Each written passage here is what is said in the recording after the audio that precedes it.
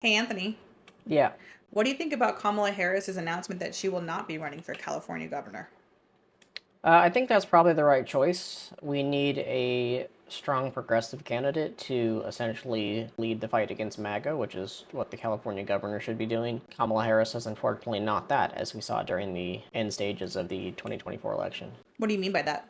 Well, Kamala's campaign did start off very progressive. We saw Tim Walz selected as the vice president based on his progressive agenda and, very down to earth agenda, too. We heard a lot of progressive messaging coming out of Kamala's campaign, but as the campaign, starting at the DNC and even as the campaign went on, we saw a more and more of a shift towards moderate and centrist policies, including things like, the embracing of Liz Cheney as part of the message, a lot of pandering to corporate donors, the hedging on the whole situation with Israel and Palestine, a lot of things that basically showed that in the end she was going to be much closer to a corporate Democrat than a progressive, if not totally corporate. What about this candidate that Nancy Pelosi just endorsed?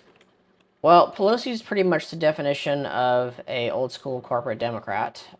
She's one of the people that really needs to go in the party. And the candidate that she endorsed, Kounalakis, is the same thing. Kounalakis is the current lieutenant governor of California. She's the daughter of one of California's largest real estate developers, and her father has raised billions of dollars for corporate Democrats. Given that one of the biggest issues facing California is a housing crisis because of the real estate policies in California, I think she's the exact opposite of what California voters want. Who do you think would be a good candidate?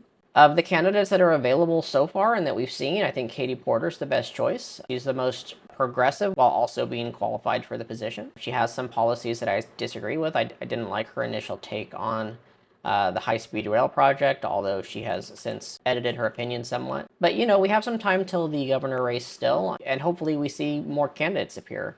I'd really like to see somebody like Mamdani in New York.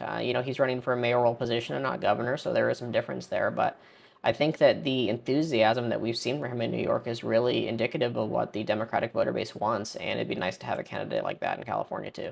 What about Gavin Newsom?